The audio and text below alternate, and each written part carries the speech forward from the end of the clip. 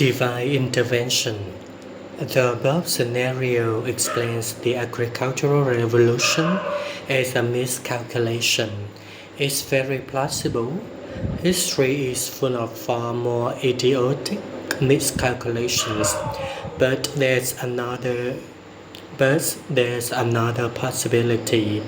Maybe it wasn't the search for an easy life that brought about the transformation. Maybe sapiens had other aspirations and were constantly willing to make their life harder in order to achieve them. Scientists usually seek to attribute historical developments to cold economic and demographic factors. It is better with their rational and mathematical methods. In the case of modern history, scholars cannot avoid taking into account non-material factors such as ideology and culture. The written evidence forces their hand. We have enough documents, letters, and memos to prove that the Second World War was not caused by food shortages or demographic pressures. But we have no documents from Natufian culture, so when dealing with ancient periods, the materialist schools ran supreme. It's difficult to prove that pre-literate people were motivated by faith rather than economic necessity. Yet, in some rare cases, we are lucky enough to find telltale clues. In 1995, archaeologists began to excavate a site in South Turkey called Göbekli Tepe. In the older stratum, they discovered no signs of a settlement, houses, or daily activities.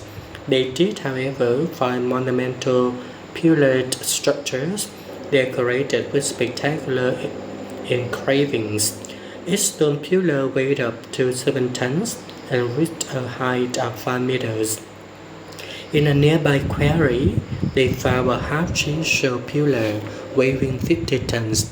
Altogether, they uncovered more than 10 monument structures, the largest of them nearly 30 meters across. Archaeologists are familiar with such monumental structures from sites around the world. The best known example is Stonehenge in Britain. Yet, as they study Göbekli Tepe, they discover an amazing fact. Stonehenge dates to 2500 BC and was built by a developed agricultural society. The structures at Göbekli Tepe are dated to about 9500 BC, and all available evidence indicates that they were built by hunter-gatherers. The archaeological community initially found it difficult to credit these findings, but one test after another confirmed both the early days of the structures and the pre-agricultural society of their builders. The capabilities of ancient foragers and the complexities of their cultures seem to be far more impressive than previously suspected. Why would a foraging society build such structures? They have no obvious utilitarian purpose. They were neither mammoth slaughterhouses nor places to shelter from rain or hide from lions. That leaves us with the theory that they were built for some mysterious cultural purposes that archaeologists have a hard time deciphering. Whatever it was, the foragers thought it worth a huge amount of effort and time. The only way to build Göbekli Tepe was for thousands of foragers belonging to different bands and tribes to cooperate over an extended period of time. Only a sophisticated religious and ideological system could sustain such efforts. Göbekli Tepe have another sensational secret. For many years, geneticists have been tracing the origins of domesticated wheat.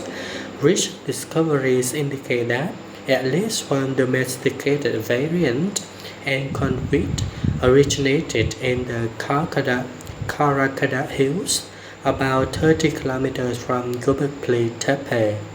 This can hardly be coincidence.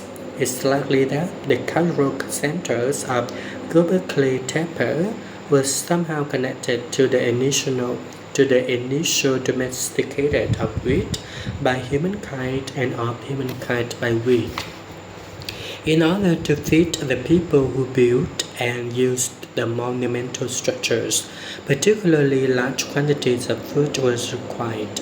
It may well be that foragers switched from gathering wild wheat to intense wheat cultivation, not to increase their normal food supply, but rather to support the building and running of a temple. In the conventional picture, pioneers first built a village, and when it prospered, they set up a temple in the middle.